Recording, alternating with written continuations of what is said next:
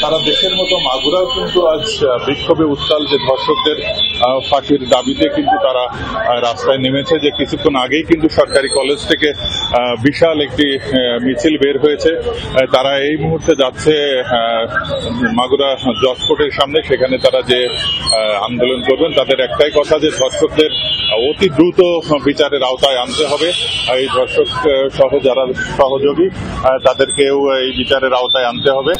আর আরেকটা বিষয় জানিয়ে রাখি যে গতকাল কিন্তু শিশুটির মা বাদিয়ে থানায় মামলা দায়ের করেন গতকাল দুপুরে। তারপর কিন্তু বিকালে যে আসামি চারজন তাদেরকে জেল আদালতে পাঠানো হয়, সেখান থেকে তাদেরকে আদালতে জেল হাজতে পাঠিয়েছে। আর এই মুহূর্তে মাগুরায় সাধারণ জনগণ কিন্তু রাস্তায় নেমে এসেছে, যে বিক্ষোভ করছে তারা। তাদের একটাই দাবি যে অতি দ্রুত যাতে এই বিচার সম্পন্ন করা হয়, যারা দোষী তাদেরকে যেন দ্রুত ফাঁসির আওতায় আনা হয়, এমনটি দাবি করছে আন্দোলনকারীরা। ধন্যবাদ উজ্জ্বল।